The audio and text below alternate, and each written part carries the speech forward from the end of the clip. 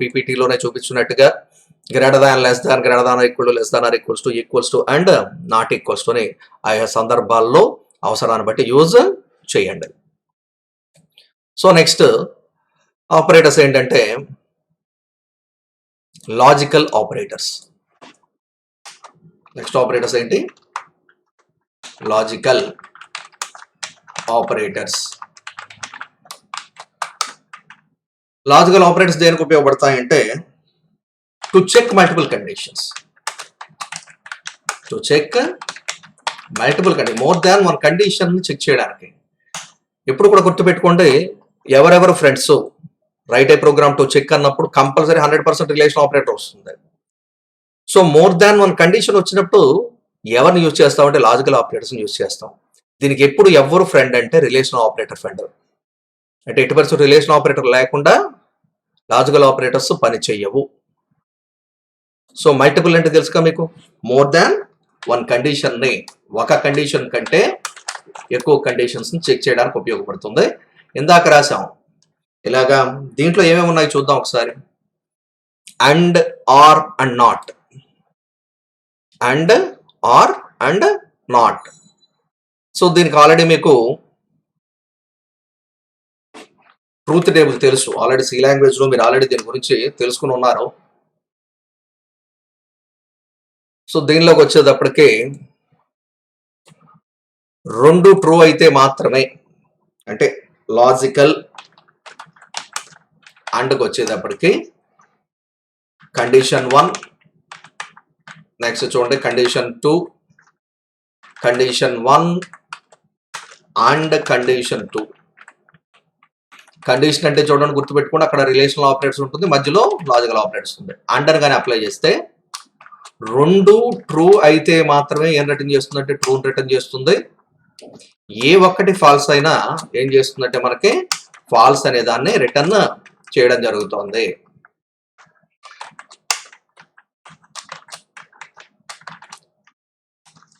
అర్థమవుతుందా మీకు? అండ్ ఆపరేటర్కి వచ్చేటప్పటికి రెండు ట్రూ అయితేనే ట్రూ చేస్తుంది, లేకపోతే ఫాల్స్ అని రిటర్న్ చేయడం జరుగుతుంది. సో అలాగే నెక్స్ట్ చూడండి, లాజికల్ అండ్ తర్వాత నెక్స్ట్ మనకున్న ఆపరేటర్ ఎవరంటే logical are operator. Logical are operator ఏదైతే ఉందో ఇది ఆర్ ఏదైతే ఉందో ఇదేం చేస్తుంది సార్ అంటే మధ్యలో అంటకు బదులు ఆర్ అని రాస్తాం.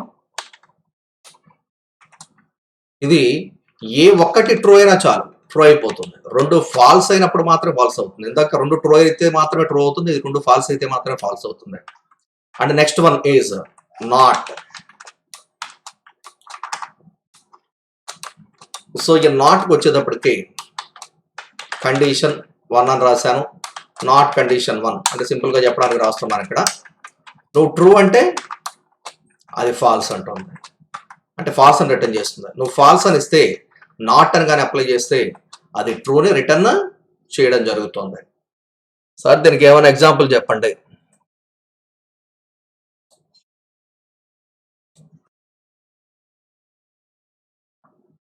సో గవర్నమెంట్ ఏదో మీకు రేషన్ కార్డు ఇవ్వాలనుకోండి, లేదా సంవాట్ ఏదో ఇవ్వాలనుకోండి,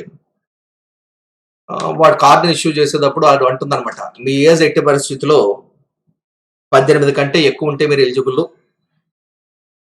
రెండోది ఇంకోటి ఆరోగ్యశ్రీ కార్డు అనుకుందాం. ఇంకో విషయం ఏంటంటే మీ యాన్యువల్ ఇన్కమ్ ఏదైతే ఉందో ఆ ఇన్కమ్ ఎగ్జాంపుల్కి ఒక 40,000కి మించి ఉండకూడదు అందనుకున్నాం ఇన్కమ్.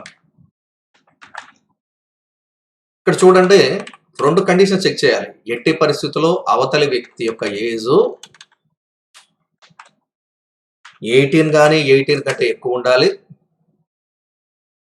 రెండోది వాడి ఇన్కమ్ కూడా ఎట్టి పరిస్థితిలో 40,000 కానీ 40,000 కంటే కానీ తక్కువ కానీ ఉండాలి. కాబట్టి ఇక్కడ ఒకటి ఏజ్ ఏదైతే ఉందో ఆ ఏజ్ ఏమో greater than or equals to 18 ఉండాలి. అలాగే ఇన్కమ్ 40,000 కానీ 40,000 కంటే తక్కువ ఉండాలి. ఇలాంటి సిచ్యువేషన్స్ వచ్చినాయి అంటే మిమ్మల్ని ఆ రకమైన ప్రాజెక్ట్ చేయమన్నారు.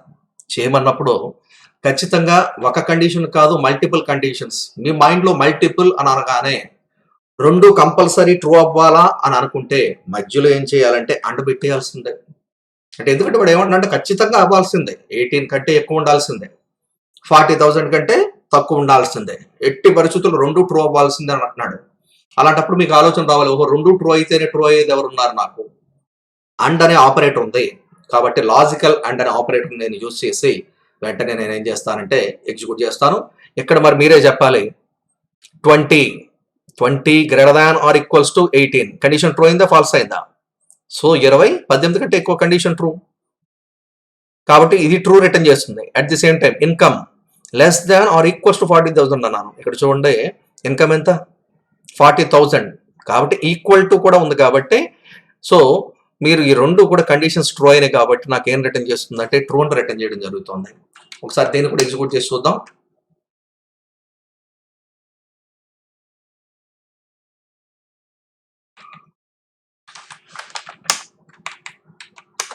కంపైల్ చేశాను.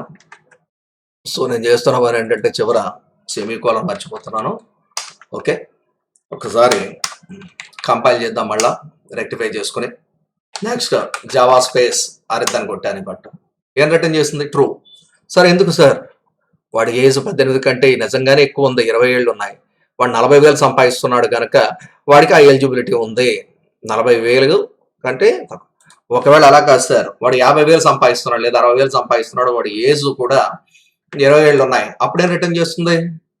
ఒక కండిషన్ ట్రూ, ఇంకొక కండిషన్ ఫాల్స్ అయితే ఆ కార్డు మీకు ఇస్తాడా? వాడు ఇవ్వడు. ఎందుకంటే ఏమైందంటే ఇన్కమ్ అంటే 60,000 is less than or equals to 40,000. 40,000 కంటే తక్కువట.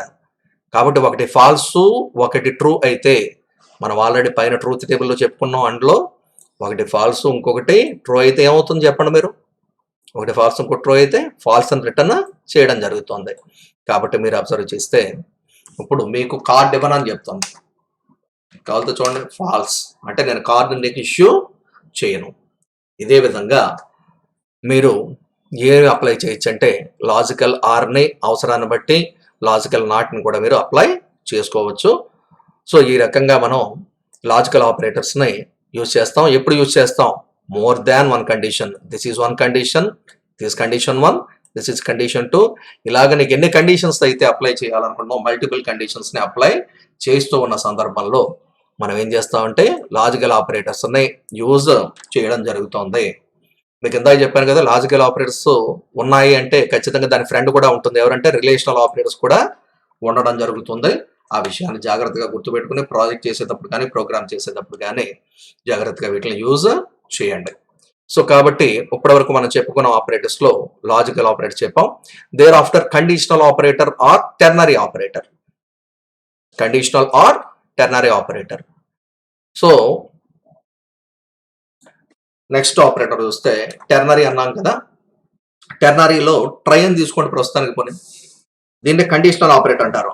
అంటే కండిషన్ని బేస్ చేసుకుని మీకు కావాల్సిన దాన్ని ఎగ్జిక్యూట్ చేస్తుంది. అంటే ఉదాహరణకి కండిషన్ ఎలా రాసాం, దాని యొక్క సింటాక్స్ కూడా ఇదే.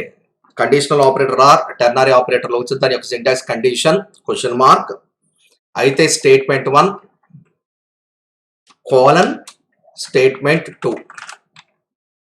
అర్థమవుతుందా మీకు? ఏ ఆపరేటర్ ఇది? కండిషనల్ ఆర్ టెర్నరీ ఆపరేటర్లోకి వచ్చేటప్పటికి మనం యూజ్ చేసే విధానం ఇది. సో దీని యొక్క సింటాక్స్ ఇది. ఫస్ట్ కండిషన్ రాయాలి, కండిషన్ ట్రూ అయితే స్టేట్మెంట్ 1 ఎగ్జిక్యూట్ చేస్తుంది, లేదంటే స్టేట్మెంట్ 2ని ఎగ్జిక్యూట్ చేస్తుంది. అంటే ఇది కూడా ఎక్కడ వస్తుంది? Write a program to check whether the given number is లేదా biggest among 2 numbers. Biggest among 2 numbers. So 2 నెంబర్స్లో ఏది పెద్దది అనేది చెక్ చేయాల్సిన సందర్భం వస్తే ఎవరిని యూజ్ చేస్తావు అంటే నువ్వు conditional or ternary operator use చేస్తావు. ఒకసారి దీన్నే చూద్దాం. అంటే ఎలాగా? నువ్వు మేజరా మైనరా అనేది తెలియాలి. అంటే ఎవరు మేజరు? 18 ఇయర్స్ కంటే ఎక్కువ ఉన్న వాళ్ళు ఎవరైనా మేజరే. అలాంటప్పుడు ఎవరిని యూజ్ చేయొచ్చు అంటే మనం ఇక్కడ ఈ టెర్నరీ ఆపరేటర్ని యూజ్ చేయొచ్చు. ఏజ్ ఈజ్ ఈక్వల్స్ టు 18 అని ఇచ్చాను. ఇప్పుడు ఇక్కడ స్ట్రింగ్ అనే దాన్ని తీసుకుంటున్నాను. మీకు చెప్పాను ఇది డేటా టైప్స్ లో కూడా స్ట్రింగ్ అంటే it is collection of characters store చేయగలదు. It is an object in Java programming.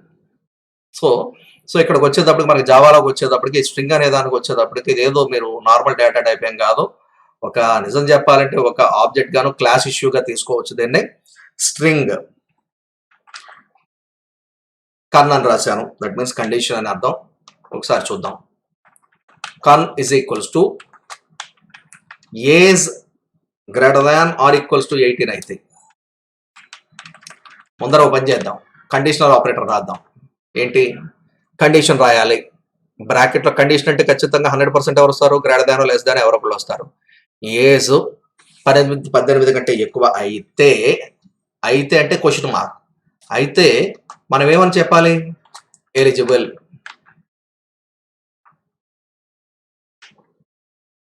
అంటే నీకు వాటర్ ఐడెంటిటీ కార్డ్ ఇచ్చేసినట్టే. లేదా నువ్వు చెప్పాలంటే మేజర్ కోలన్ అంటే అలా కాకపోతే మైనర్. మరి ఇప్పుడు చూడండి, ఈ మైనర్ అనేది స్ట్రింగే, ఈ మేజర్ అనేది స్ట్రింగే. నేను ఇచ్చిన ఏజ్ ఎంత చెప్పండి?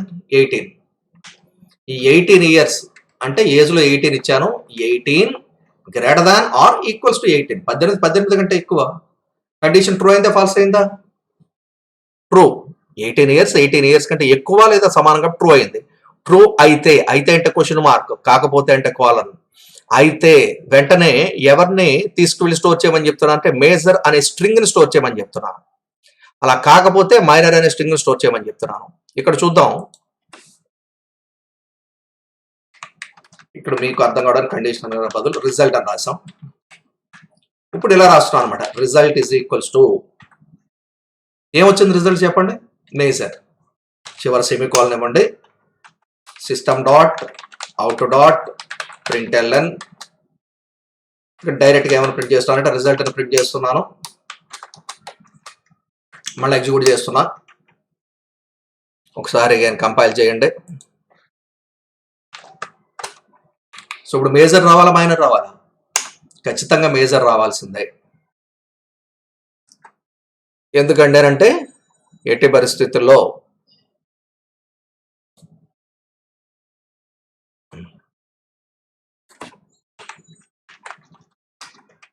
పరిస్థితుల్లో మనం ఏంటంటే అక్కడ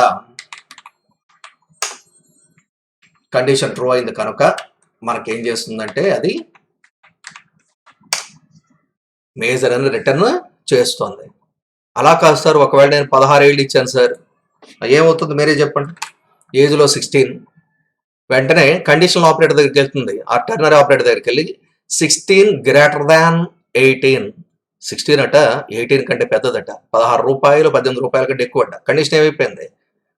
ఫాల్స్. ట్రూ అయితే క్వశ్చన్ మార్క్ వెళ్ళేది. ఫాల్స్ అయింది కాబట్టి కాలన్కి వెళ్తుంది. కాలన్కి వెళ్ళి వెంటనే ఇక్కడ ఏ స్ట్రింగ్ స్టోర్ చేసాం? సింగిల్ క్యారెక్టరా గ్రూప్ ఆఫ్ క్యారెక్టర్సా? గ్రూప్ ఆఫ్ క్యారెక్టర్స్ స్టోర్ చేశాం కాబట్టి దానికి స్ట్రింగ్ అనేది తీసుకుని ఒక వేరియబుల్ కూడా తీసుకున్నాం. ఈ మైనర్ అనేది వెళ్ళి ఎక్కడ స్టోర్ అవుతుందంటే రిజల్ట్ అనే వేరియబుల్లోకి జాగ్రత్తగా అది స్టోర్ అయ్యి దాన్ని ప్రింట్ చేయడం జరుగుతుంది. సో ఇప్పుడు మళ్ళీ దాన్ని కంపైల్ చేద్దాం. కంపైల్ చేసి మళ్ళీ ఎగ్జిక్యూట్ చేద్దాం. బట్ ఇక్కడ సార్ ఎందుకు మైనర్ అని వచ్చిందంటే మాడిఫై చేశాను కానీ సేవ్ చేయలేదు నేను. ఒకసారి సేవ్ చేసుకుందాం. మళ్ళీ కంపైల్ చేద్దాం. ఎవరు వచ్చింది పట్టు? మైనర్. ఇలాగా కండిషన్ బేస్ చేసుకుని కావాల్సిన దానిని నువ్వు ఎగ్జిక్యూట్ చేయడానికి ఎవరిని ఉపయోగిస్తామంటే కండిషనల్ ఆపరేటర్ అనే దాన్ని యూజ్ చేయడం జరుగుతుంది. The condition is true, then it executes the true statements, otherwise it executes false statements. So condition కానీ ట్రూ అయితే కావాల్సిన ట్రూ స్టేట్మెంట్స్ లేదా స్టేట్మెంట్స్ ఎగ్జిక్యూట్ అవుతాయి. కాకపోతే వేరొక స్టేట్మెంట్స్ ఏవైతే ఉన్నాయో అవి ఎగ్జిక్యూట్ అవ్వడం జరుగుతుంది. This type of operator is called, okay అర్థమవుతుందా మీకు? Ternary operator or conditional operator. And finally మనం చెప్పుకోబోయే ఆపరేటర్స్ ఏంటి అంటే మనం బిట్ వైజ్ ఆపరేటర్స్ అంటే షిఫ్ట్ ఆపరేటర్స్ కలిపి చెప్పుకోవడానికి ప్రయత్నం చేద్దాం. So bitwise operators, so మీకు తెలుసు ఇది కూడా ఆల్రెడీ మీరు సి లాంగ్వేజ్ నేర్చుకో. బిట్ వైజ్ ఆపరేటర్స్ సో దీంట్లో మీరు తెలుసుకోవాల్సిన విషయం, మెయిన్ విషయం ఏంటంటే bitwise operators always depends on bits. Bitwise operators always depends on bits. Bit అంటే ఏంటో నాకు తెలియాలి. మరి ఖచ్చితంగా తెలియాల్సిన మాట ఏంటంటే BIT, bit means binary digit అని అర్థం.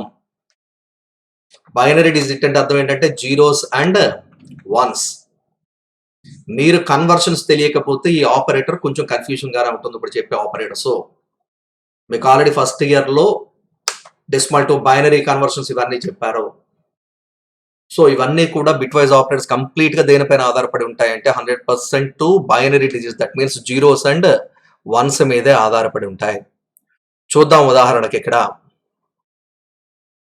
ఏవే ఉన్నాయి సార్ అట్లాంటి ఆపరేటర్స్ అంటే bitwise and, bitwise or, bitwise XOR, bitwise complement, 4 ఉన్నాయి. Bitwise and, bitwise or, bitwise XOR and bitwise complement. So bitwise and మొట్టమొదటి చూద్దాం. Bit wise and కి సంబంధించి మీరు కానీ truth table కానీ తీసుకున్నట్లయితే దీనికి ఒక ట్రూత్ టేబుల్ ఉంటుంది. ఏంటిది? Bit 1, second one is bit 2, bit 1 and bit 2 అని రాశాం. అంటే ఇప్పుడే చెప్పారు బిట్ అంటే ఏమొస్తాయి? Once and zeros. గుర్తుపెట్టుకోండి, 2 వన్స్ వచ్చినప్పుడు మాత్రమే 1 వస్తుంది.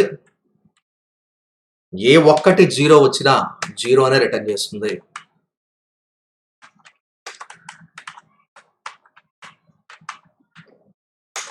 If both bits are 1, then only it returns 1. Otherwise it returns 0. So అలాగే మీరు చెప్పేయచ్చు. నెక్స్ట్ అది ఏంటండి దీనిలో ఆర్.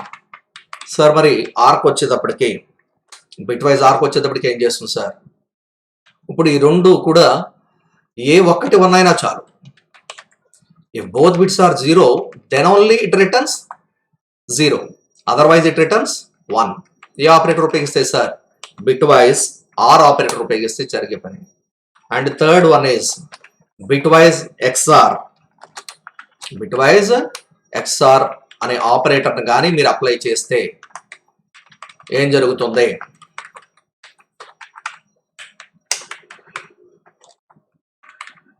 చూడండి, ఇది మన లైఫ్ కి సంబంధించిన విషయం. గుర్తుపెట్టుకుంటే మీరు ఈజీగా గుర్తుపెట్టేసుకోవచ్చు.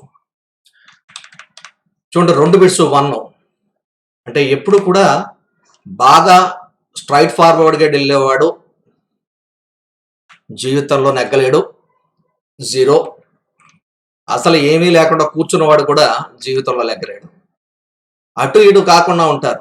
ఎప్పటికీ ఏదో ప్రస్తుతం అప్పుడుగా మాటలాడు. అంటే ఎప్పుడు ఎక్కడ ఏ మాట చెబితే తన విషయం నెగ్గుద్దో అలా చెప్పేవాడు. Once and zeros.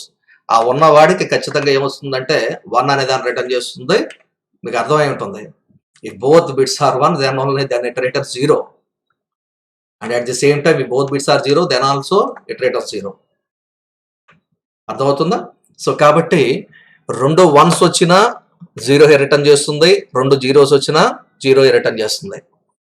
బాగా శాంతంగా ఉన్న ఇబ్బందే, బాగా స్పీడ్ గా ఉన్న ఇబ్బందే. వాళ్ళు 0 అయిపోయి కూర్చుంటారు. అవసరాన్ని బట్టి యాక్ట్ చేసేవాడు మాత్రమే జీవితంలో బాగా పనికొస్తారు. మీరు లైఫ్ లోకి వెళ్ళిన తర్వాత బాగా తెలుస్తుంది అది. Okay, next one is complement. అంటే కాంప్లిమెంట్ అంటే మీకు తెలుసు.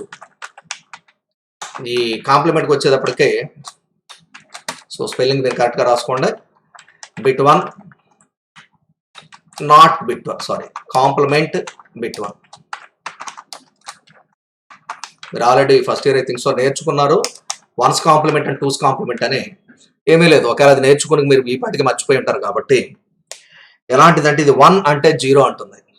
జీవితంలో కూడా జరుగుతుంది ఇది. మనం నిజం అన్న చోట అబద్ధం చేల్చడానికి ప్రయత్నం చేస్తాడు. ఆ అబద్ధం అన్న చోట నిజం అయిపోతుంది. సో ఇక్కడికి వచ్చేటప్పటికి కూడా విషయం అదే. కాంప్లిమెంట్కి వచ్చేటప్పటికి ఏం చేస్తుందంటే 1 అయితే 0 రిటర్న్ చేస్తుంది, 0 అయితే 1 అని రిటర్న్ చేయడం జరుగుతుంది. సో వీటిని అన్నింటినీ కూడా మనం ఏమని చెప్తుంటే బిట్ వైజ్ ఆపరేటర్స్ అని చెప్పడం జరుగుతుంది. సో దీనికి మనం ఎగ్జాంపుల్ తీసుకుందాం. ఏదో ఒక చిన్న ఎగ్జాంపుల్ తీసుకుని నేను చెప్పడానికి ప్రయత్నం చేస్తాను. A ఈజ్ ఈక్వల్స్ టు 4 అని తీసుకుంటాను. B ఈజ్ ఈక్వల్స్ టు 2 అని తీసుకున్నాను.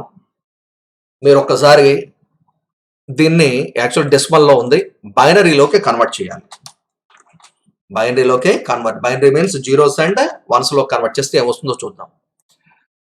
సో మీరు మర్చిపోయి ఉంటే ఒకసారి చూసుకోండి. ఈ 4ని ఏదైతే ఉందో,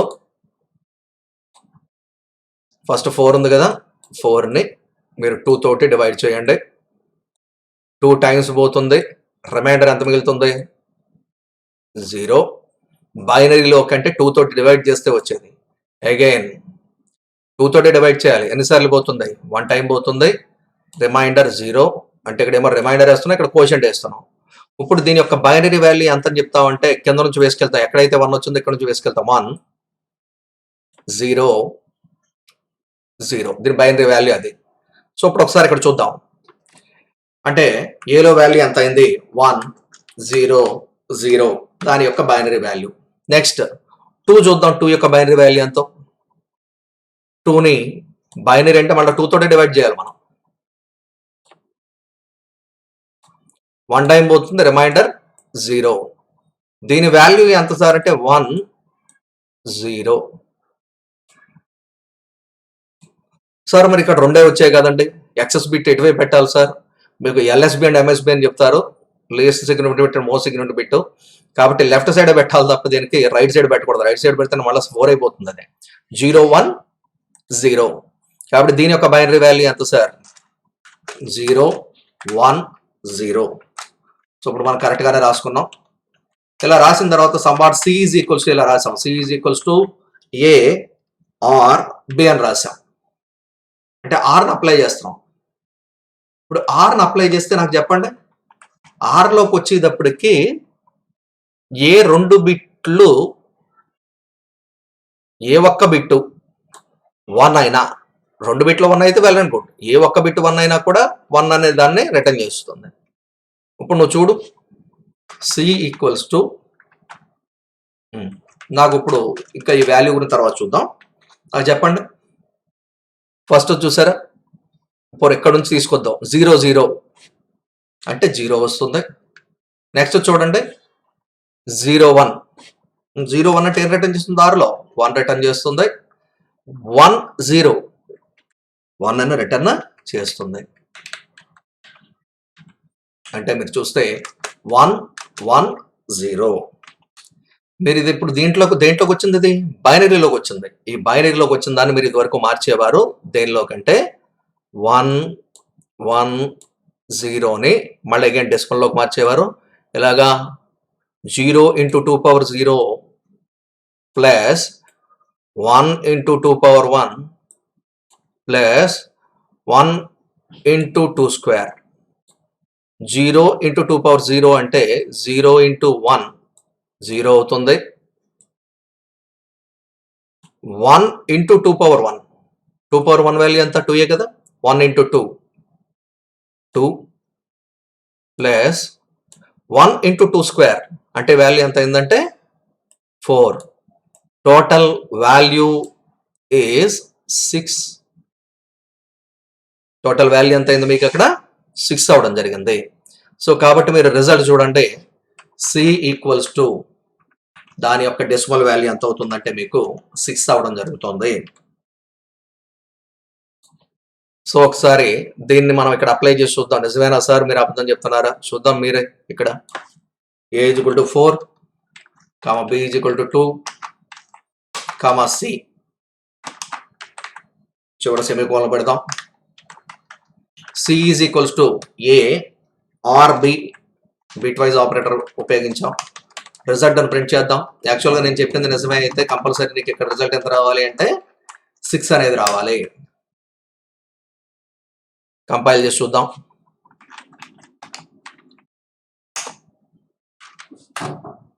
చూడండి 6 అనేది వచ్చింది.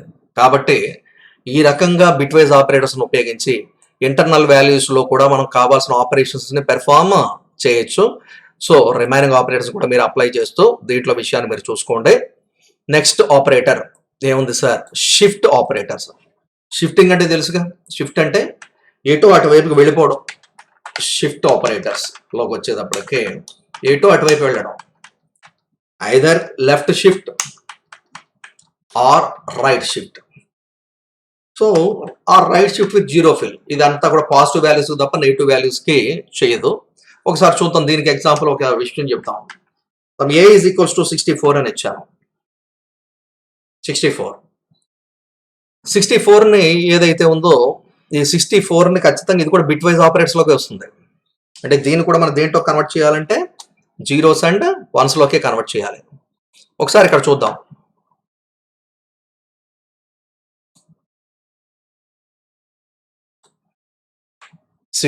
ని మీరు జీరోస్ అండ్ వన్స్లోకి కన్వర్ట్ చేసి చూడండి.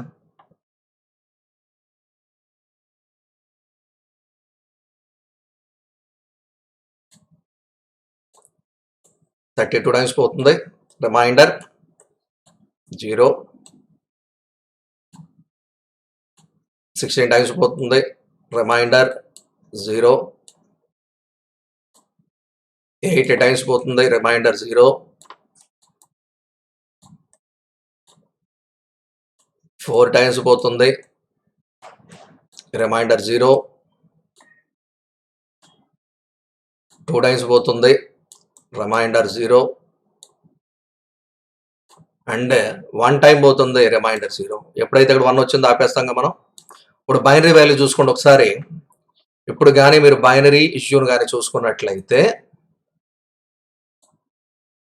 దాని యొక్క బైనరీ వాల్యూ చూస్తే ఒక 8 వాటిల కింద మనం డివైడ్ చేద్దాం వీటిని.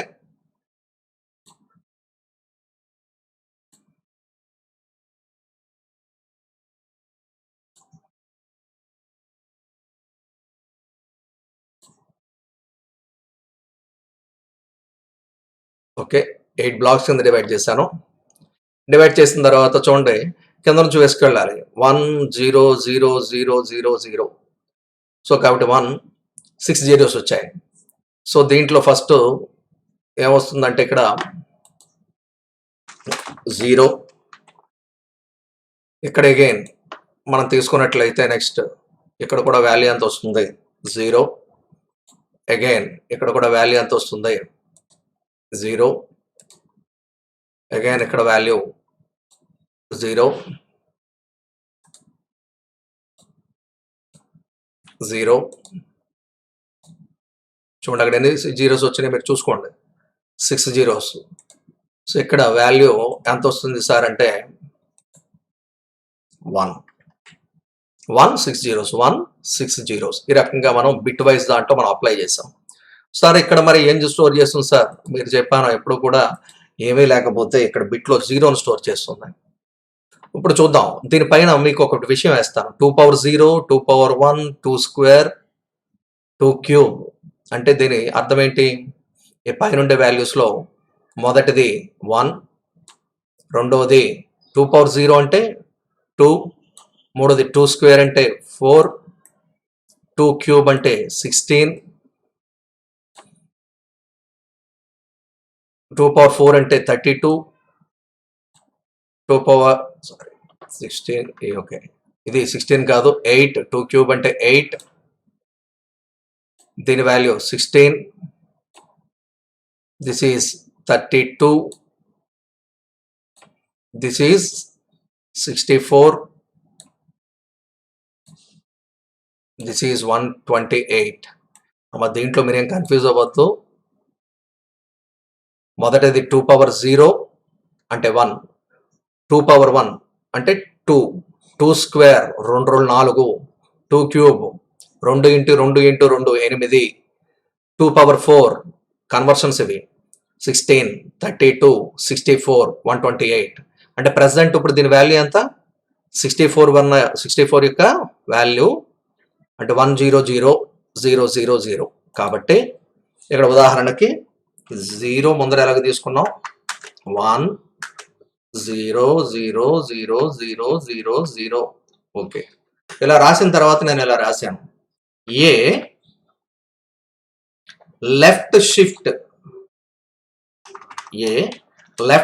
1 అంటే ఒక బిట్ని 1 అంటే 1 అనే నెంబర్ని షిఫ్ట్ చేయడం కాదు. ఒక బిట్ని మీరు ఏం చేయాలంటే లెఫ్ట్ సైడ్కి షిఫ్ట్ చేయండి అన్నాం. లేదు చూడండి ఎలాగా ఏ లెఫ్ట్ షిఫ్ట్ 1 చూద్దాం ఒకసారి ఇప్పుడు ఇక్కడికి వెళ్ళి. అంటే ఇక్కడ లెఫ్ట్ సైడ్కి ఇక్కడ ఉన్న దాన్ని షిఫ్ట్ చేసేయమని. అంటే షిఫ్ట్ చేసేయమని అంటే అర్థం ఏంటి అనుకుంటున్నారు మీరు? అంటే లెఫ్ట్ సైడ్ ఉన్న దీనిని షిఫ్ట్ చేసేస్తే, షిఫ్టింగ్ అంటే ఇంకా అది ఉండదు అక్కడ. దీన్ని సెలెక్ట్ చేసుకొని డిలీట్ చేసేసాను. ఇప్పుడు ఇక్కడ ఖాళీ అయిపోయింది కదా, ఈ ఖాళీ అయిన ప్లేస్లోకి ఎవరు వస్తారంటే ఏదైతే ఇంతక ముందర ఇక్కడ 1 ఉందో అది ఇక్కడ షిఫ్ట్ అయిపోతుంది. లెఫ్ట్ సైడ్కి మొత్తం ఈ 1 ఎక్కడికి వస్తుంది, 0 ఎక్కడికి వస్తుంది, ఈ 0 ఎక్కడికి వస్తుంది, ఈ 0 ఎక్కడికి వస్తుంది, ఈ 0 ఎక్కడికి వస్తుంది, ఈ 0 ఎక్కడికి వస్తుంది, ఈ 0 ఎక్కడికి వస్తుంది, చివరి మాత్రం ఇక్కడ ఖాళీ అయిపోతుంది. ఖాళీ అయిపోయిన చోట ఏం పెట్టుకుంటుందంటే 0ని రీప్లేస్ చేసుకుంటుంది. సో ఇప్పుడు మీరు అబ్జర్వ్ చేస్తే ఇక్కడ ఉన్న ఈ 1 ఏదైతే ఉందో ఈ 1 ఆటోమేటిక్గా ఎక్కడికి షిఫ్ట్ అవుతుందంటే ఇక్కడికి షిఫ్ట్ అవ్వడం జరుగుతుంది. ఇక్కడికి షిఫ్ట్ అయితే ఈ రిమైనింగ్ బిట్స్ ఏవైతే ఉన్నాయో ఆ బిట్స్ ఏమవుతాయంటే ఈ లెఫ్ట్ సైడ్ షిఫ్ట్ అయ్యేటప్పటికి ఆ 1 అక్కడ నుంచి వెళ్ళిపోయింది కదా, ఇది ఖాళీ అయిపోయినట్లు లెక్క. ఇప్పుడు ఈ ప్లేస్లో ఏమవుతుందంటే మీకు ఇక్కడ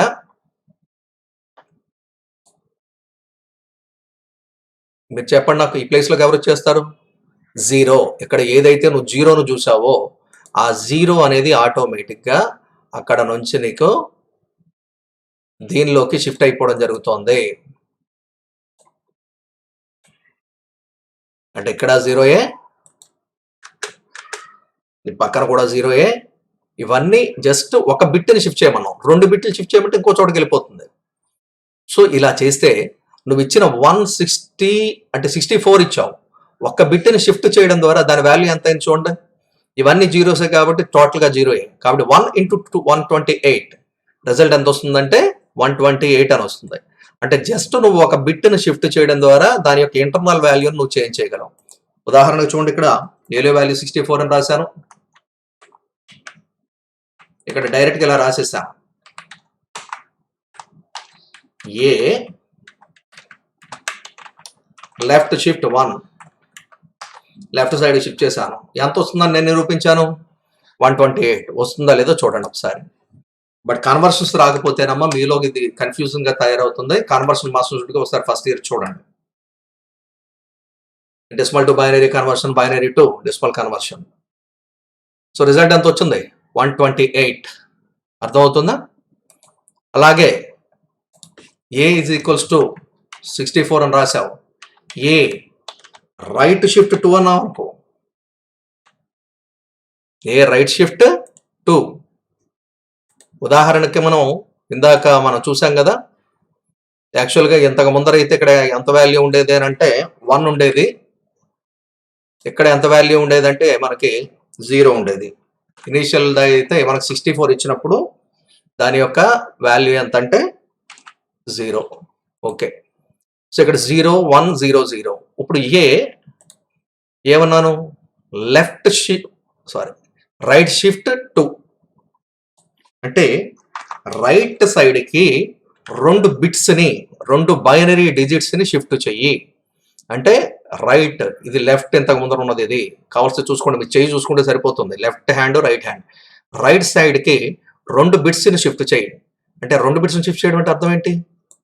ఇక్కడ ఉన్నది ఏదైతే ఉందో ఇది ఎరేజ్ అయిపోతుంది, అంటే ఇది షిఫ్ట్ అయిపోతుంది, ఇది కూడా షిఫ్ట్ అయిపోతుంది. సో ఇది షిఫ్ట్ అయిపోయింది, అట్ ది సేమ్ టైం ఇది కూడా షిఫ్ట్ అయిపోతుంది. షిఫ్ట్ అయిపోతే ఏమవుతుంది సార్? ఇప్పుడు ఇక్కడ ఉన్న 0 ఇక్కడ స్టోర్ అయిపోతుంది,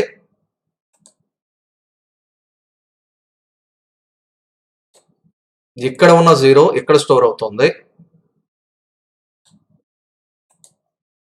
కాబట్టి వీటిని అరేంజ్ చేసేద్దాం, ఎందుకంటే అక్కడ షిఫ్ట్ అయిపోయినాయి కదా.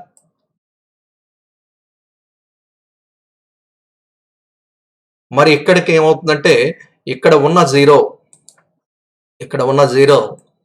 ఇక్కడ స్టోర్ అవుతుంది, ఇక్కడ ఉన్న 0 ఖాళీ అయిపోయిన కనుక ఇక్కడ స్టోర్ అవుతుంది. షిఫ్ట్ చేసాం కనుక ఆ పరిస్థితి, ఈ 2 కూడా ఎరేజ్ అయిపోయినాయి. ఇంకేం మిగిలినవి చూడండి. ఇక్కడ ఖాళీ ఉంది, ఇక్కడ ఎవరు స్టోర్ అవుతారు సార్? 1 స్టోర్ అవుతుంది, ఎందుకంటే 2 బిట్లను మనం ఏం చేసామంటే చేసాం. అలాగే ఇక్కడ ఎవరైనా స్టోర్ చేస్తుందంటే జీరోను స్టోర్ చేస్తుంది. మరి రిమైనింగ్ 2 ఉన్నాయి కదా సార్, 2 ఇప్పుడు ఖాళీయే కదా సార్. ఖాళీ అయితే నీకే తెలుసు. ఏం పెట్టాలి? ఆటోమేటిక్‌గా నువ్వు పెట్టక్కర్లేదు. సిస్టమే ఆటోమేటిక్‌గా ఇంటర్నల్‌గా 0 అండ్ 0. ఇప్పుడు రిజల్ట్ ఎంత రావాలి చెప్పండి? ఇవన్నీ జీరోస్ కాబట్టి దీనితో సంబంధం లేదు. 0 ఇంటూ 1 ప్లస్ 0 ఇంటూ 2 ఇది అవసరం లేదు. 1 ఇంటూ 16 అంటే రిజల్ట్ ఎంత వస్తుంది?